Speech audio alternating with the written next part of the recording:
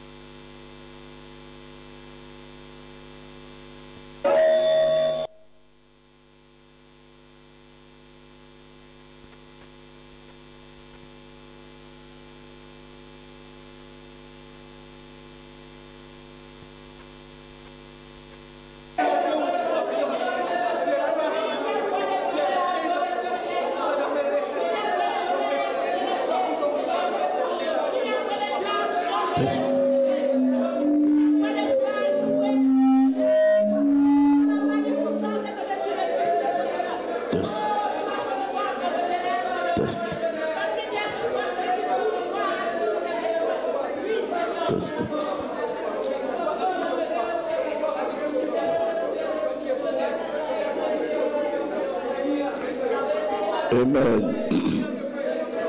Amen, amen, amen, amen, amen. Alléluia.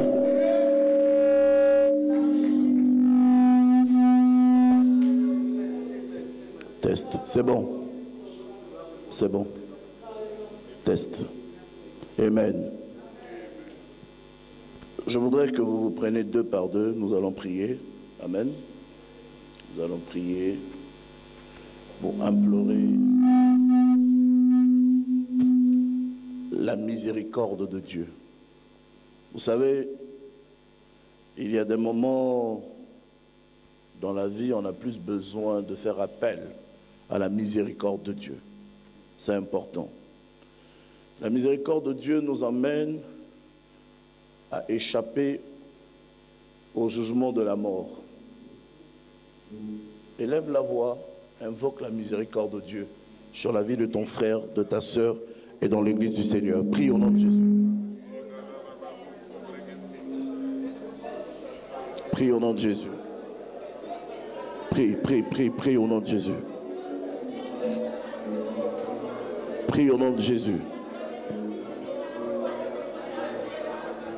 Prie, prie, prie. Invoque la miséricorde de Dieu.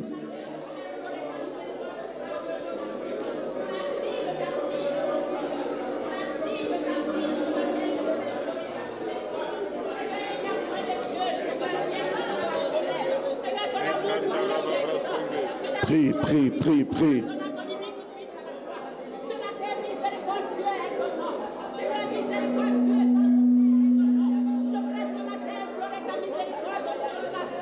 Prie.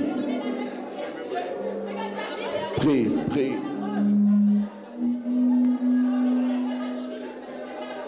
Prie. Invoque la miséricorde de Dieu.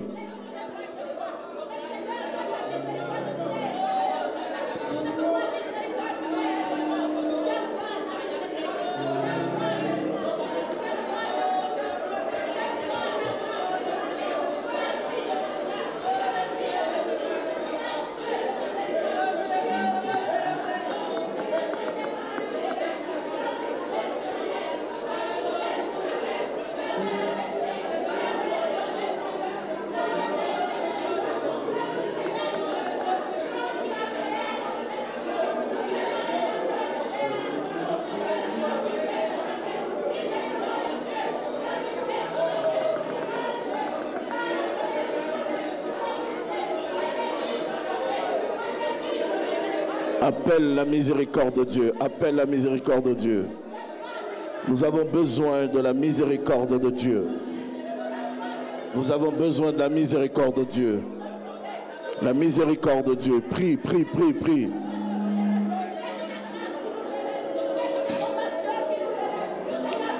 Le pasata, machata brobo, kororo sunta bobo boshe. Waidara basanta baba baba baba. Lete de bo santa bro chata baba baba baba baba.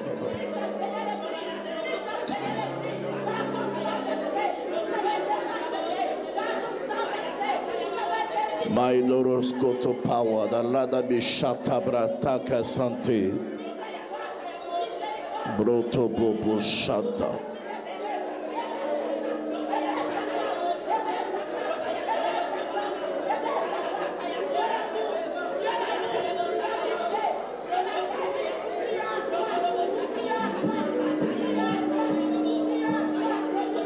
Par la miséricorde, nous gagnerons. Par la miséricorde, nous remporterons la victoire. Par la miséricorde, Satan va se taire. Par la miséricorde, la puissance de Dieu va se manifester. Par la miséricorde, Dieu défendra son nom. Il défendra ta cause. Il défendra ton image. Par la miséricorde, invoque la miséricorde de Dieu.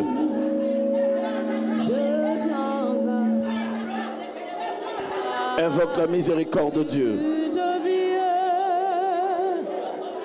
Je viens à toi,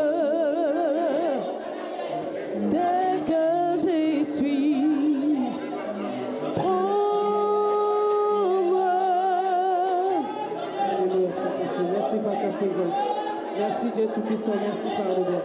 Merci Dieu Alpha et Oméga, Yahweh. Prie, prie, prie, prie, prie, prie, prie, prie, prie, prie. Papa. Kiti sama.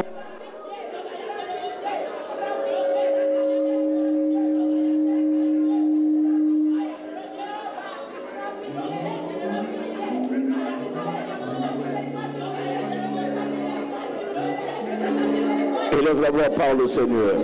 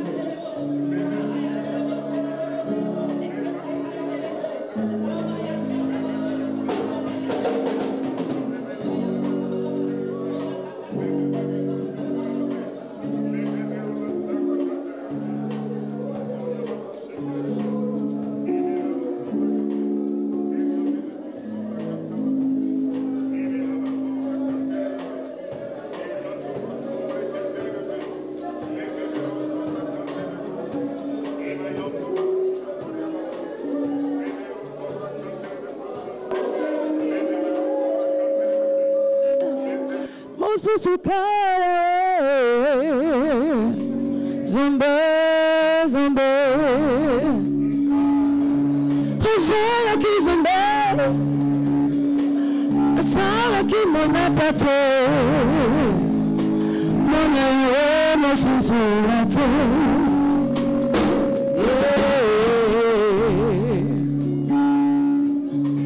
Je veux t'adorer, car ta miséricorde est grande. Car ta grandeur est grande, car tu es le Dieu qui pourvoit.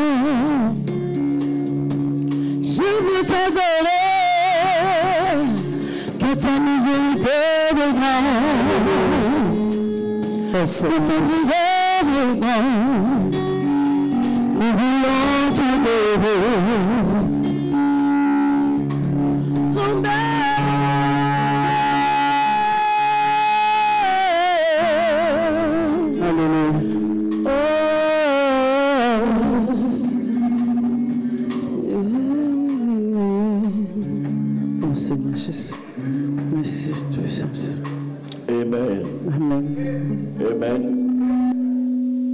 Je voudrais que quelqu'un prenne le livre de Nombres, chapitre 13.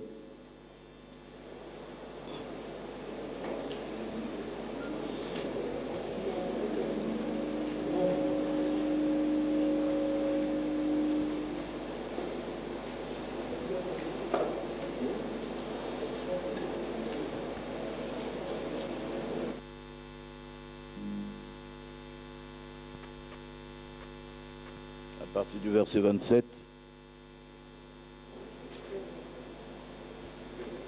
Nombre chapitre 13 à partir du verset 27.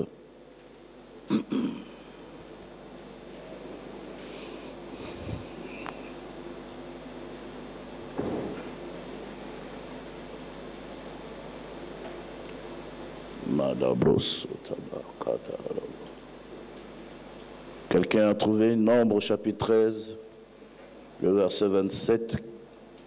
Quelqu'un nous le lit au nom de Jésus. Voici ce qu'ils racontèrent à Moïse.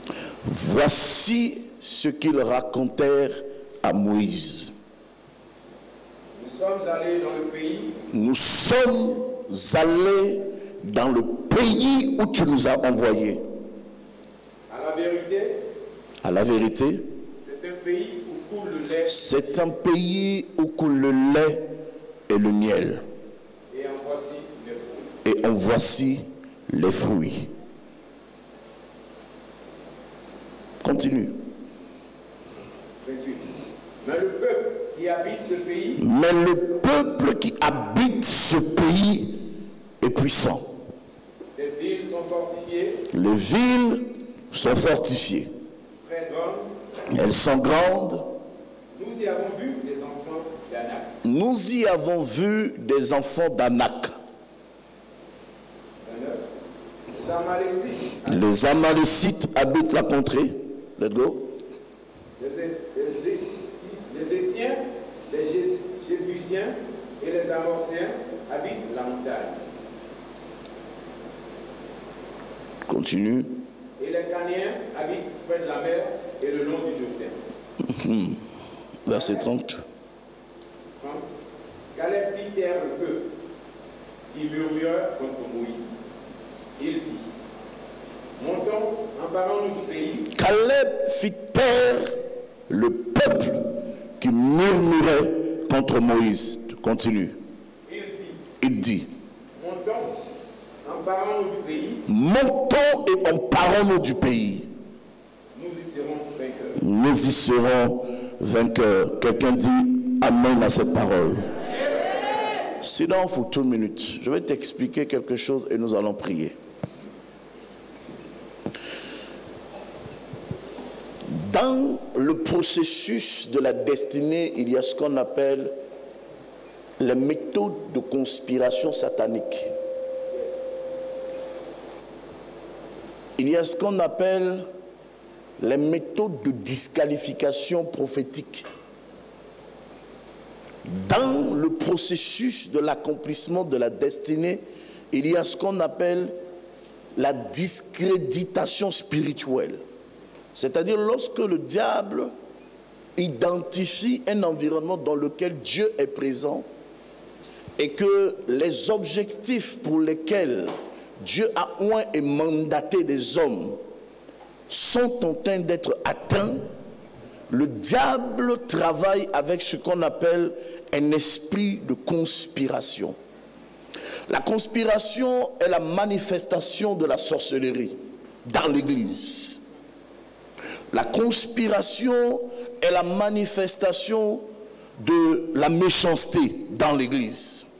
C'est-à-dire que le problème de l'Église, c'est l'inconscience spirituelle de la foi des chrétiens. Nous sommes allés explorer le pays que tu nous as promis. Le séjour de la ville est bon. Nous y avons goûté le fruit. Ça, c'est la première analyse. Tout chrétien qui naît de nouveau et qui vient au salut doit savoir que le salut est la seule chose la plus importante qu'il puisse recevoir de Dieu. Aucun miracle n'est au-dessus du salut. Que ce soit le mariage, l'argent, les positions sociales, la réussite sociale, rien ne vaut le salut. Le salut est l'accomplissement de la grande destinée prophétique. Dans la destinée prophétique, le salut est la couronne de la destinée. lorsque Dieu appelle un homme et le mandate à accomplir quelque chose, la couronne qui doit être apposée sur la tête de cette personne, ce n'est pas l'argent que Dieu lui donnera dans le monde. Ce n'est pas le bien social que Dieu lui fera trouver. Ce n'est pas les compagnies, ce n'est pas l'aisance, ce n'est pas la richesse. C'est la couronne de l'esprit que symbolise le salut éternel. Et un chrétien qui est né de nouveau, dans la question du salut, n'est plus une préoccupation pour lui, est un chrétien, quelles que soient les convictions ou les positions, ou la conception, ou la compréhension qu'il pourrait avoir de la vie chrétienne, est un chrétien perdu. Voici Israël qui est face à ce que Dieu a fait pour eux. Nous avons vu le pays. C'est-à-dire, nous connaissons l'avenir que Dieu nous réserve. Nous connaissons la destinée que Dieu nous réserve. Nous savons ce à quoi nous devrions nous attendre pour l'avenir. Les choses que Dieu a promis faire dans notre vie sont possibles pour nous d'être atteints. Mais, dans ce texte, toute une éducation doit être revue dans la conception de la logique chrétienne. Voici des hommes qui ont vu Dieu faire un certain nombre de choses dans leur vie. Des hommes qui ont vu Dieu les élever. Des hommes qui ont vu Dieu les bénir. Des hommes qui ont vu Dieu susciter dans leur cœur l'espérance d'une vie meilleure. Des hommes qui étaient à la rue, que Dieu a ramassé, a positionné. Des personnes qui pouvaient être sans abri hier, à cause de la main de Dieu sur leur vie, ont trouvé un abri. Des personnes qui auraient pu être sans avenir, à cause du Seigneur, ils ont trouvé l'espérance d'un avenir. Des gens qui auraient pu être sans famille, à cause de l'Église, ils ont trouvé une famille. Des personnes qui auraient pu être sans amis, à cause de l'Église, ont trouvé des amitiés. Donc, voici un ensemble de choses que Dieu a accomplies dans leur vie. Et le Seigneur leur dit, mon objectif pour vous, c'est Canaan. Vous devez entrer à Canaan. Je vous ai sauvé de l'Égypte pour que vous entriez à Canaan. La finalité de votre marche, c'est Canaan. L'aboutissement de votre destinée, c'est Canaan. Là où je veux que vous y arrivez dans votre vie, c'est à Canaan. Vous devriez vous emparer des murailles de Jéricho. Vous devrez vous emparer de Canaan, la terre de Canaan. C'est cette terre que j'ai promis à Abraham, votre père. Et Israël, après avoir vu tout ce que Dieu a fait dans leur vie, face à Jéricho, les espions disent, le pays coule le lait et le miel. Oui, l'avenir est possible. Mais, ma question ce soir, ce matin, pourquoi dans la vie chrétienne, nous ne pouvons pas avancer sans qu'il y ait toujours des mais?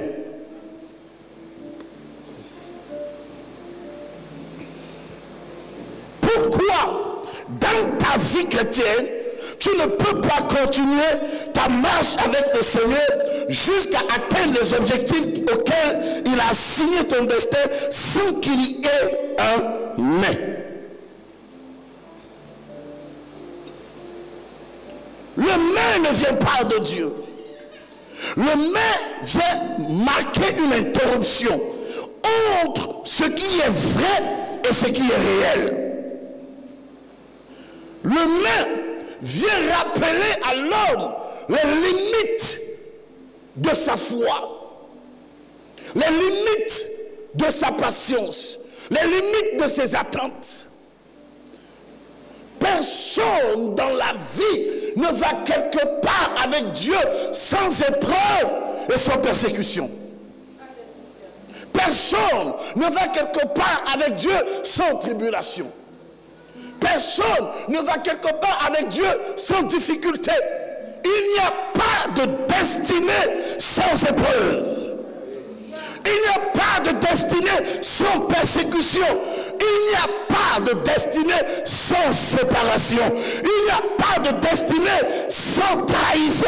Il n'y a pas de destinée à un moment donné de la vie sans payer certains prix. Le véritable problème n'est pas dans les combats qui sont en face de nous. C'est dans le mets qui est dans notre bouche.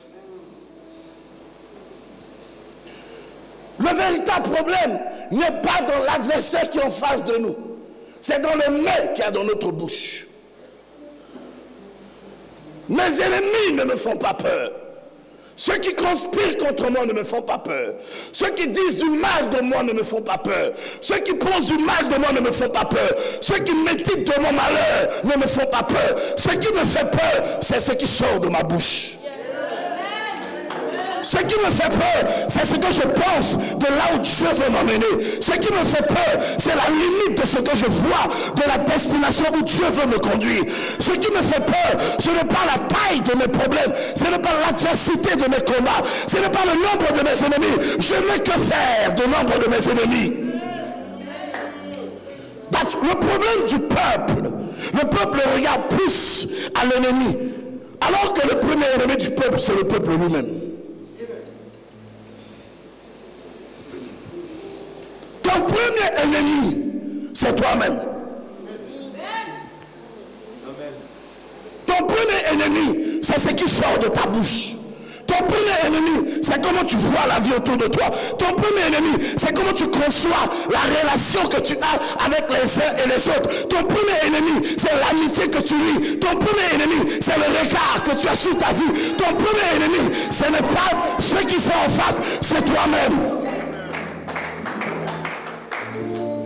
Lorsqu'on porte une destinée, on doit avoir la capacité à faire la différence entre ce qui est normal et ce qui est anormal. Et dans ce qui est normal, les ennemis font partie des choses qui sont normales.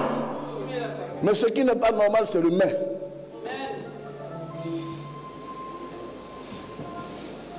Le séjour de la ville est bon. La nourriture est bonne. L'avenir est prometteur. Mais what mais? Demande à ton honneur, what mais? Mais, pourquoi il doit toujours avoir un mais? Pourquoi il faille toujours à ton sujet, il faille qu'il y ait un mais?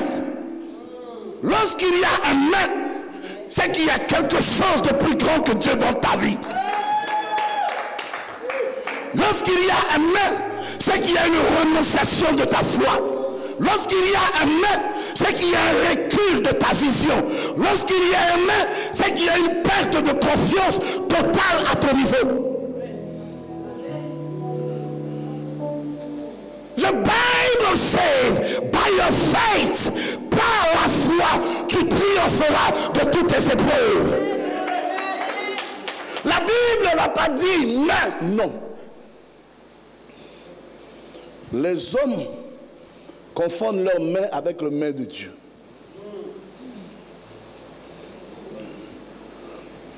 Dans les Saintes Écritures, la Bible parle d'un ensemble des hommes qui ont utilisé le main. Daniel, chapitre 5 dit, mais ceux du peuple qui connaîtront leur Dieu agiront avec fermeté. Quel type de main tu choisis? Main est une conjonction de coordination. C'est la seule conjonction de coordination qui change l'évidence d'une phrase en positive ou en négative. Dans le français parlé.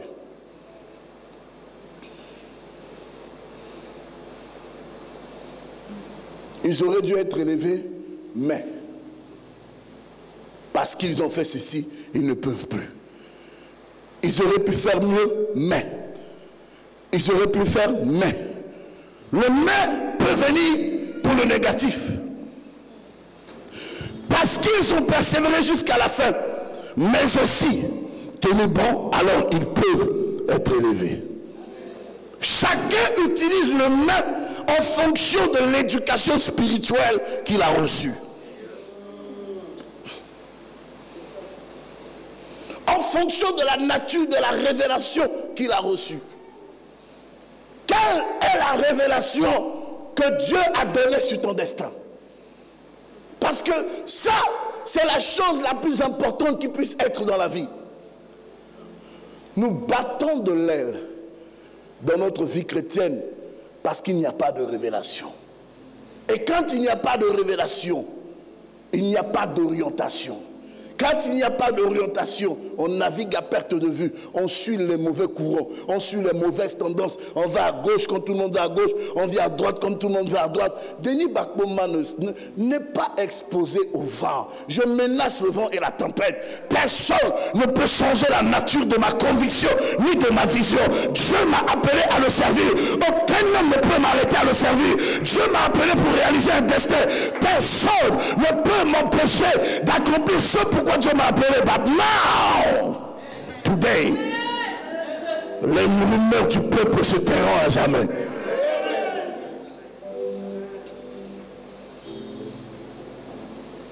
Le diable est très rusé. Le diable est plus malin que nous.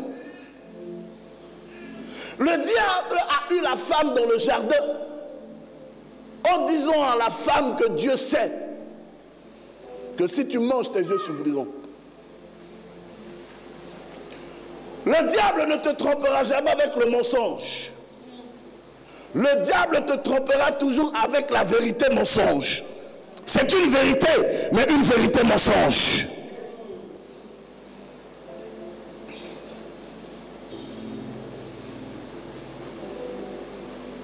Le diable prendra toujours ce qui est réel pour tromper ta vigilance avec. Il ne prendra jamais ce qui est faux. Quand tu veux te déstabiliser, c'est ce qui est vrai, c'est ce qu'il va prendre. Il va te présenter. Mais derrière ça, il y a sa ruse. Il y a son calcul. Il y a son état d'esprit. Il y a son langage. Dieu a dit à la femme, tu mangeras de tout avec son mari dans le jardin. Mais ça, vous ne mangerez pas. C'est la vérité ou pas? Est-ce que ce que le serpent a dit était vrai ou non? C'est la vérité. Dieu a dit, vous mangerez de tous les arbres du jardin, sauf celui-ci. Donc Satan vient, il dit, Dieu a dit, a-t-il réellement dit? Il commence par là. Dieu a-t-il réellement dit? A-t-il réellement dit? Est-ce que la parole de Dieu peut être remise en cause entre un homme et un animal?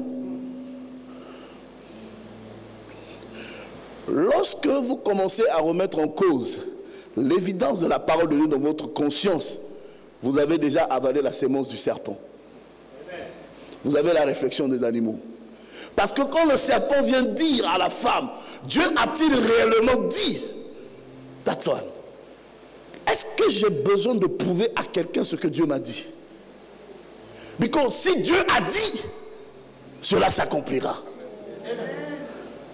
Si c'est Dieu qui l'a dit, il justifiera. Si c'est Dieu qui l'a dit, il le fera. Si c'est Dieu qui l'a dit, il révélera. Si c'est Dieu qui l'a dit, il orientera. Est-ce que réellement Dieu a-t-il dit? La femme dit oui, Dieu a dit. Elle dit ah, maintenant lui donne la raison. Tu sais pourquoi Dieu a dit ça? Non. Si vous mangez, il craint que vous soyez comme lui. Listen to me. Dieu peut-il avoir crainte de quelque chose sur la terre? Dites-moi. Pourquoi le diable pense que si la femme mange, pourquoi il dit à la femme, Dieu craint que si vous mangez, vous serez comme des dieux? Le diable t'atteindra que lorsque tu commenceras à craindre ce qui te dépasse. Le problème de l'homme, c'est que l'homme avait de la résurgence dans son cœur. Il ne comprenait pas le mystère de la divinité. Donc ça le dépassait. Alors la crainte de ce qui le dépasse l'emmène à pécher contre Dieu. On ne pêche pas parce qu'on est né pécheur. On pêche défaut de crainte envers Dieu. C'est quand on n'a pas la crainte de Dieu qu'on pêche contre Dieu. Est-ce que vous comprenez ce que je suis en train de vous dire? Il dit, la ville est bonne, la nourriture est pêle-mêle, mais il y a les fils d'Anak, mais il y a les géants. Mais dans toute l'histoire de la Mésopotamie, de la Grèce antique, de l'Égypte antique, y avait-il un géant plus grand que Pharaon? Dieu a terrassé Pharaon pour vous. Et aujourd'hui, face aux fils d'Anak, vous dites, la ville est bonne, mais nous ne pouvons pas les atteindre. Pourquoi? À cause du mais. Dans la vie, quand vous regardez à travers ce texte, c'est 12 espions qui sont partis explorer la ville. Mais les 12 espions n'avaient pas le même langage. Quand tu veux marcher pour atteindre ta destinée, marche avec les gens qui partagent la même conviction que toi. Marche avec les gens qui partagent le même regard que toi. Marche avec les gens qui recherchent la même chose que toi. Les 10 espions ont eu le même langage, mais ils ne partageaient pas la même vision que Josué et Caleb. Ils n'avaient pas les mêmes attentes. Tu ne peux pas accomplir un destin en compagnie de quelqu'un avec qui tu n'as pas les mêmes attentes. Les foyers échouent souvent, pourquoi? Parce qu'à un moment donné, la femme et le mari ne partagent plus les mêmes attentes. Quand on ne partage plus les mêmes attentes, même s'il y a l'amour, à un moment donné, à cause des intérêts, on risque de se fracasser. C'est pourquoi on parle de s'épouser. On ne parle pas de se marier. Le mot marier n'existe pas dans la Bible. C'est épouser. Le mariage existe. Mais marié là, on dit ils se sont mariés, non. C'est épouser. Pourquoi? À cause de la fusion. Tu ne peux pas marcher avec des personnes qui ne partagent pas les mêmes valeurs spirituelles que toi. À un moment donné, il va y avoir un clash, il va y avoir une incompréhension, il va y avoir dissolution. Tu ne peux pas grandir dans la foi, nourrir, muscler ta foi, si tu marches en compagnie des personnes qui ne partagent pas les mêmes attentes que toi.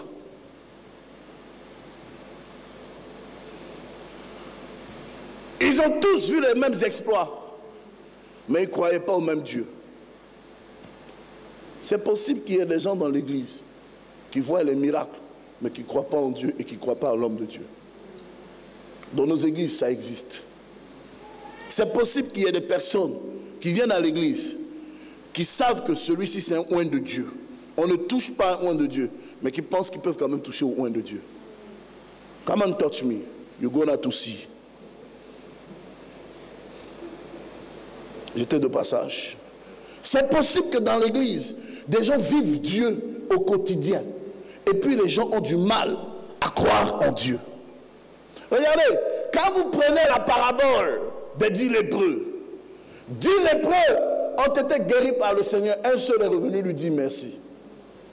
Dans la vie, si vous attendez la reconnaissance de tout le monde, vous allez souffrir. Vous allez souffrir et vous allez mourir avant le temps. Tout le monde ne vous reconnaîtra pas. Tout le monde ne vous fera pas de bien. Tout le monde ne vous appréciera pas. Tout le monde ne parlera pas du bien de vous. Tout le monde ne vous aimerait pas comme vous voulez aimer. Vous voulez être aimé.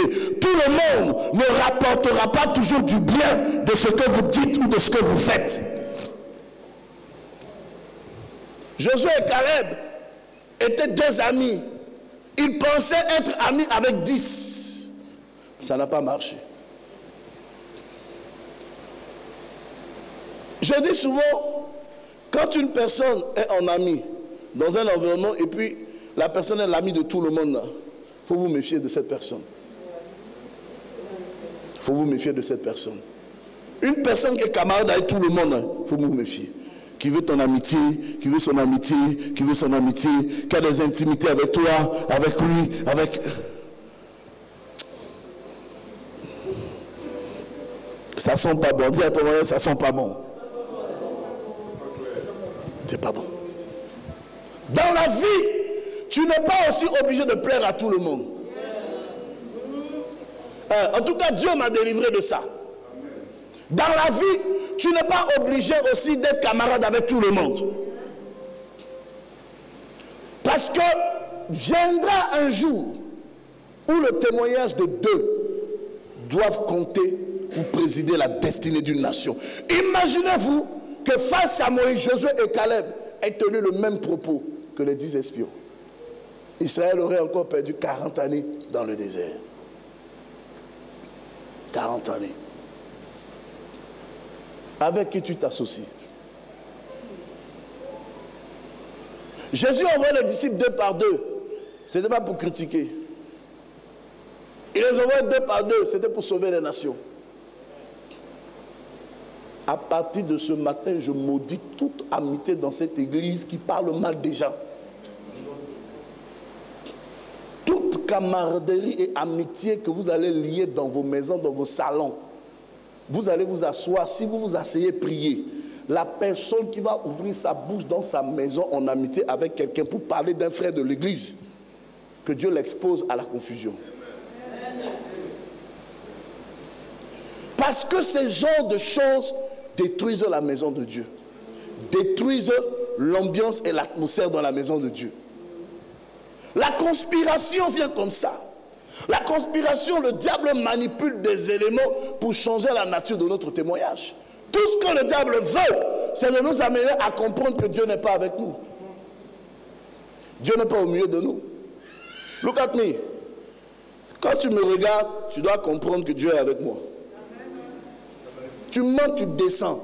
Tu sais dans ton âme, Dieu est avec le monsieur. Tu veux ou tu ne veux pas, Dieu est avec moi. Laisse-moi te faire du bien ce matin. Tes ennemis le veulent ou ne le veulent pas, Dieu est avec toi. Je dis, qu'il t'apprécie, qu'il ne t'apprécie pas, Dieu est avec toi. Ce qui est important, c'est pas ce qu'ils penseront de toi, diront de toi, feront de toi. Ce qui est important, c'est que Dieu soit avec toi. Et si Dieu est avec toi, qui sera contre toi? Mais quand Dieu est aussi avec toi, tu ne fais pas tes combats toi-même. Si Dieu est avec toi, tu ne livres pas ta bataille toi-même. Il dit à Moïse, ces Égyptiens que tu vois aujourd'hui, gardez le silence. Demain, vous ne le verrez plus. Un homme qui marche avec Dieu, et quand Dieu est avec lui, il y a des batailles qui ne se préoccupent pas à mener. Dieu s'en charge. Je prie que Dieu se charge de tes ennemis. Je prie que Dieu se charge de tes détracteurs. Je prie que Dieu se charge des personnes qui te critiquent, qui te calomnient, qui te dénigrent. Je prie ce matin que Dieu se charge des personnes qui veulent amener la confusion dans ta maison, dans ta vie, dans ton église, dans ton témoignage. Je prie que Dieu amène la confusion au milieu des personnes qui pensent que leur mandat, leur mission, c'est de te ridiculiser, de te rabaisser, de te salir, de t'humilier. Que Dieu amène la confusion dans leur vie, dans leur maison, dans leur projet. Celui qui me dit amen, la confusion arrive 3 fois dans le cœur de ses ennemis.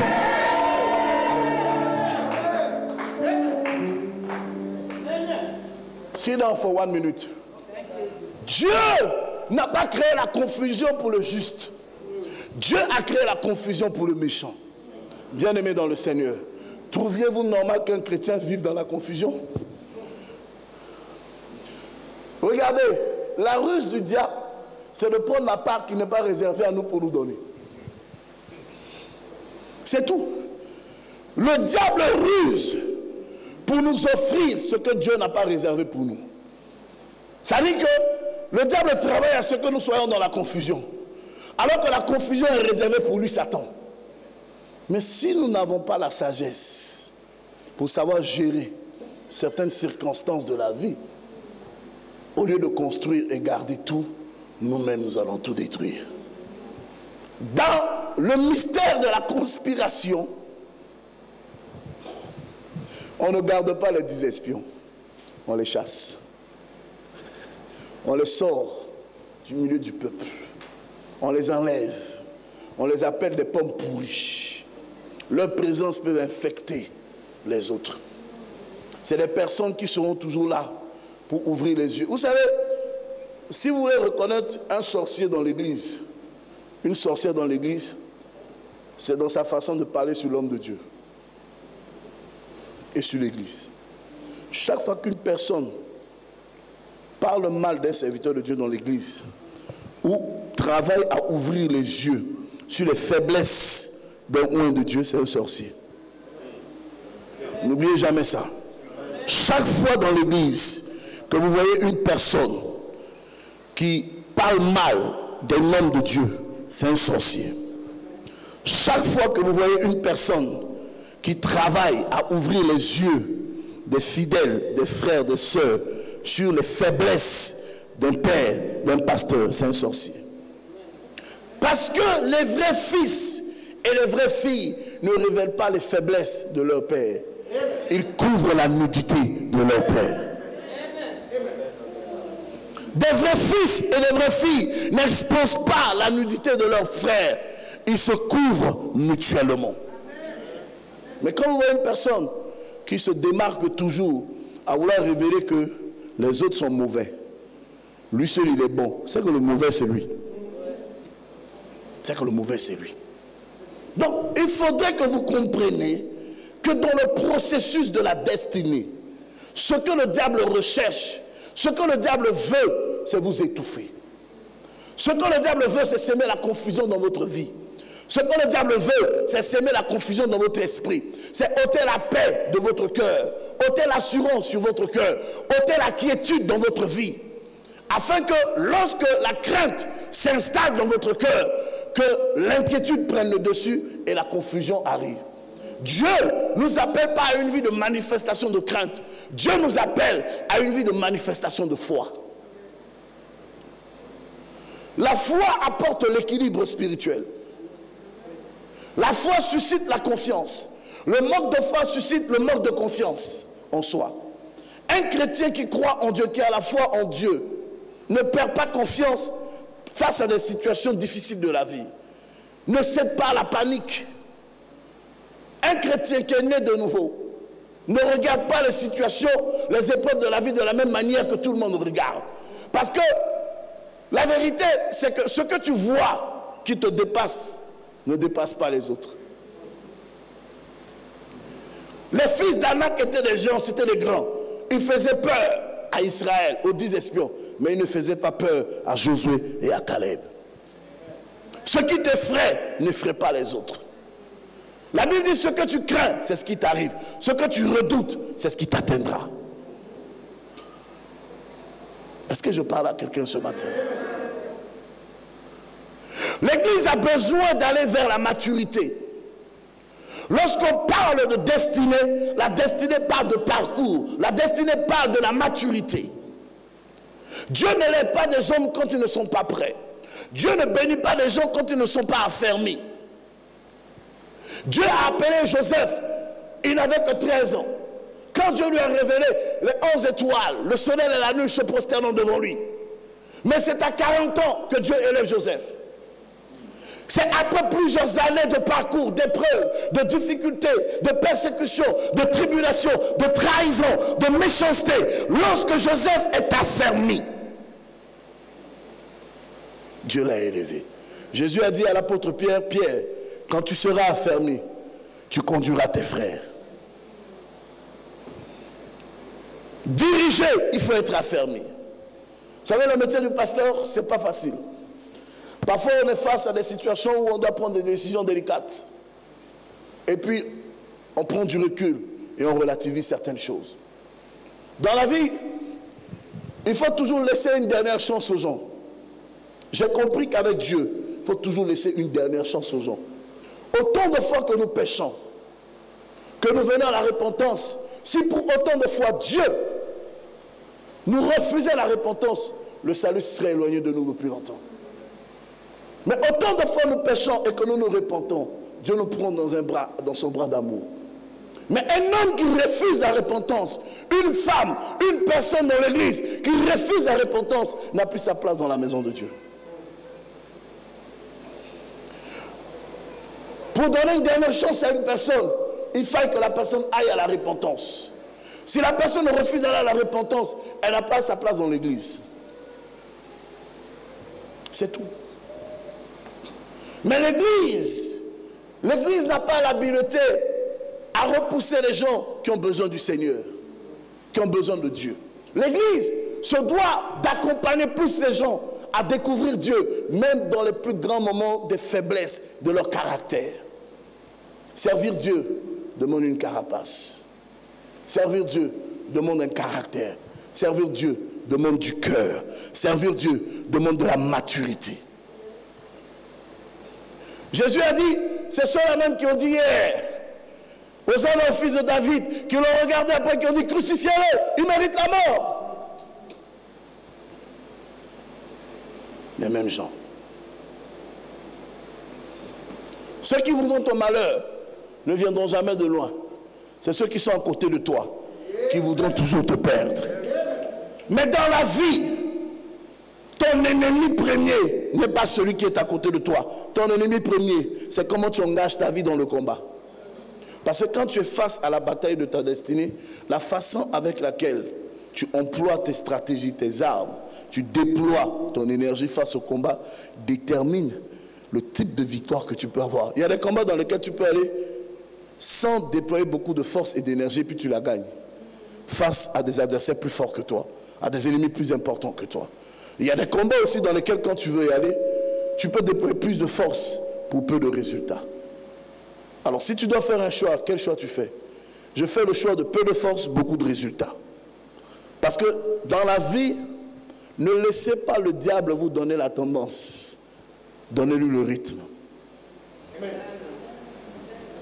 Est-ce que quelqu'un me suit? Ne laissez pas le diable vous donner la tendance. Vous donnez-lui le rythme. Parce que si vous voulez laisser l'ennemi donner une tendance à votre vie, vous serez essoufflé avant même de commencer. Donnez-lui le rythme.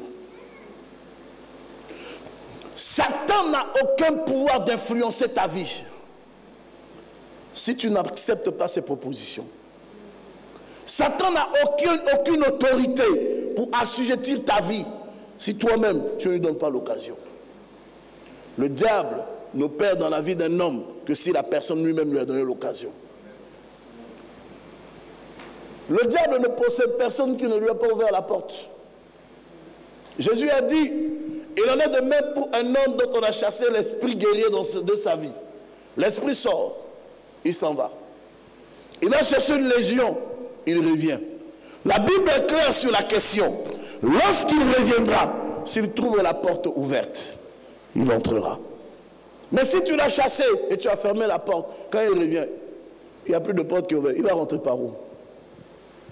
Donc, le diable prend contrôle de notre vie qu'à cause des portes que nous lui ouvrions. Les gens ouvrent beaucoup de portes dans leur vie à Satan, sans se rendre compte. Et ils sont surpris que le diable manipule dans leur système, manipule dans leur vie, manipule autour d'eux, travaille, conspire contre eux, cherche à détruire leur paix, cherche à détruire leur joie, cherche à détruire leur équilibre. Ne perdez jamais de vue, Satan est le plus grand ennemi que vous aviez. Quoi qu'il soit un ennemi dépouillé, mais il reste l'ennemi le plus rusé, avec la seule et l'unique volonté de vous détruire. Il ne ménagera aucun effort s'il ne vous a pas atteint.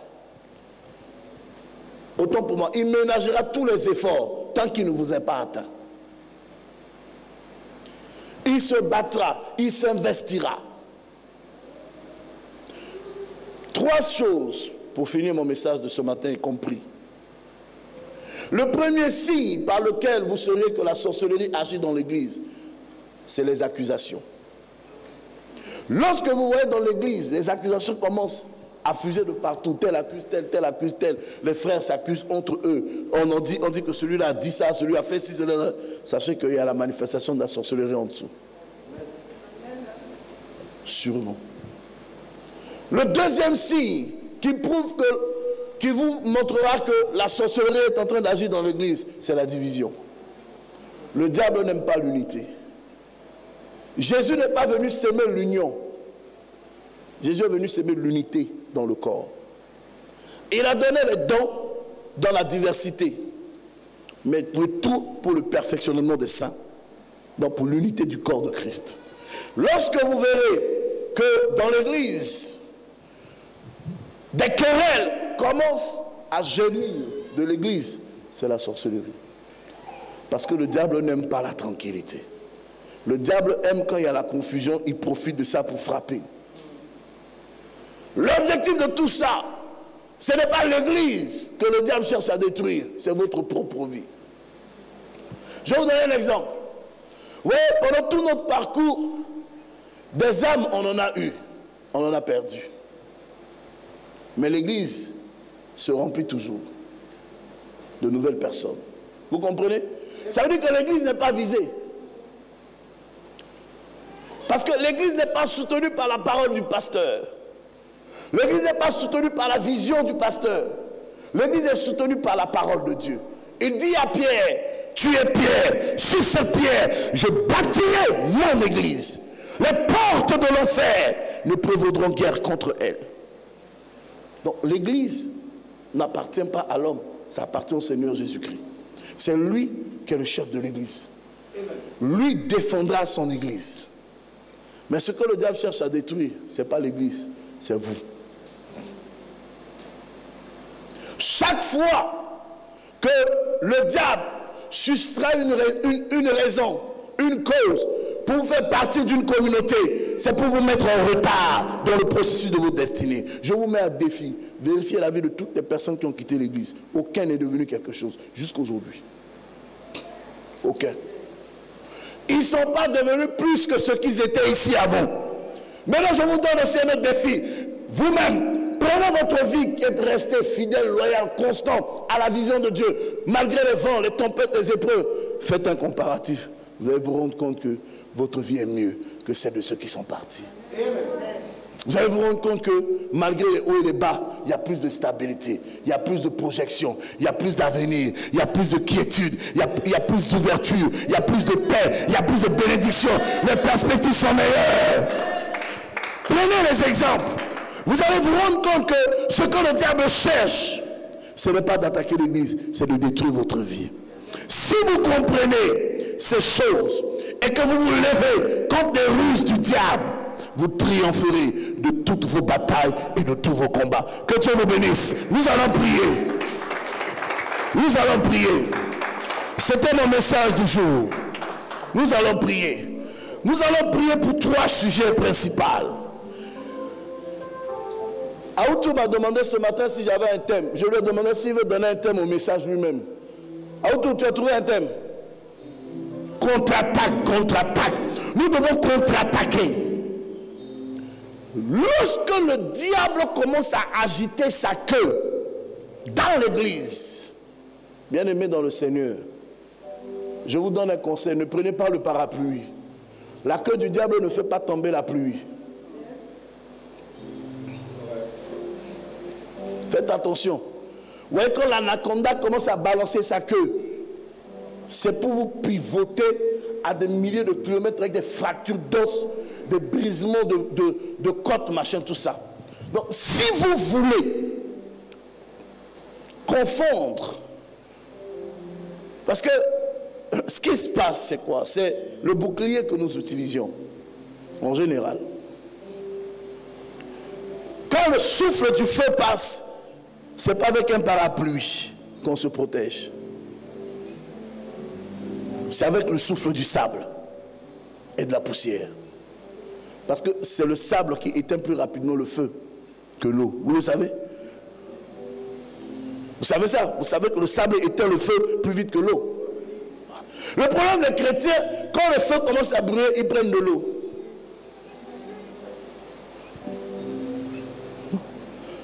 l'eau, prends le sable. Dans la Bible, Dieu n'a rien placé au hasard. Let me explain you. La Bible dit, Dieu dit à Abraham, regarde le sable de la mer. Telle sera ta postérité. Si tu peux les compter, ta postérité sera comme celui du sable de la mer. What? Parce que le sable est une matière qui conditionne la pureté de l'eau.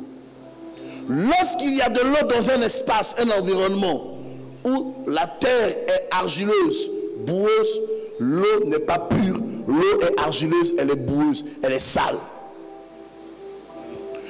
Mais lorsqu'il y a un environnement où il y a le sable et que l'eau est au-dessus du sable, le sable conserve à l'eau un éclat et une pureté. La mer est bleue parce qu'en dessous de la mer, il y a le sable. Quand vous allez dans les rivières, vous allez vous rendre compte qu'il y a des parties où il y a la boue. La partie où il y a la boue là, quand on rentre dedans, l'eau est tout le temps sale. La partie où il y a le sable, l'eau, quelle que soit la façon avec laquelle on agite l'eau, l'eau reste toujours limpide, claire. Vous comprenez? Le sable, c'est quoi? Le sable, c'est la parole de Dieu. L'eau est le symbole de la foi. Dieu nous donne la foi, la parole, pour garder notre foi pure. Avec le sable, on peut absorber l'eau. Avec le sable, on peut éteindre le feu. Le sable est une entité qui se conserve sous l'eau et qui éteint le feu. Les épreuves, l'eau c'est le symbole des épreuves. Donc, si le sable peut contenir l'eau, c'est que la foi peut contenir les épreuves. Amen.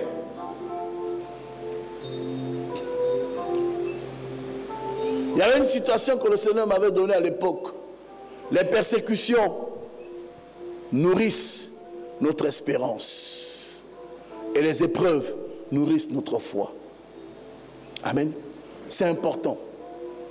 L'Église ne doit pas céder à la panique quand le mauvais vent souffle. L'Église ne doit pas céder à la peur quand le mauvais vent souffle. Toute Église qui amorce le chemin de la destinée doit connaître des épreuves et des persécutions. Mais tout est dans la façon avec laquelle l'Église mène le combat. Je vais vous exhorter ce matin à ne pas être une Église baliverneuse, à ne pas être une Église bavardante, à ne pas être une Église bavarde. Je vais vous exhorter à ne pas être une Église commentateur d'un non-lieu dit. Soyez une Église de prière. Ayez compassion des uns et des autres. Souvent, un démon peut posséder quelqu'un et puis on voit la personne comme ça, on pense que la personne est normale, alors que la personne n'est pas normale. Si le Seigneur ne vous ouvre pas les yeux pour comprendre, vous ne pouvez pas comprendre. Ayez compassion des âmes. Ayez compassion. Là où il n'y a pas de compassion, il n'y a pas de salut. Il n'y a pas de délivrance. Mais dans le principe aussi de l'Église, là où il y a la conspiration, il faut qu'il y ait une scission. Il faut qu'il y ait circoncision. La circoncision est le symbole de l'alliance. Nous ne pouvons pas entrer en alliance sans on ne s'est pas coupé. À un moment donné, il faut accepter le brisement. Il faut accepter le point de choc. Il faut accepter de prendre sur soi, de payer certains prix pour que le jour meilleur arrive. Mais ce matin, nous ne payerons pas de prix. Ce matin, nous allons repousser les mauvais vents. Nous allons repousser Satan dans toutes les stratégies qu'il peut avoir à utiliser contre la maison de Dieu. Nous allons dire à l'ennemi, stop tes ruses, tes manipulations, tes mensonges contre la maison de Dieu, contre les hommes de Dieu, contre l'église, contre les frères, contre les sœurs. S'arrête à partir de ce matin. Quelqu'un élève la voix et commence avec une autorité, dans une prière de feu, tout flamme, tout feu, repousser les limites, les mensonges de l'ennemi. Élève la voix, prie au nom de Jésus.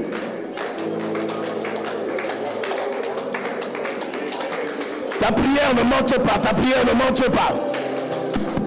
prière ne monte pas, elle ne monte pas.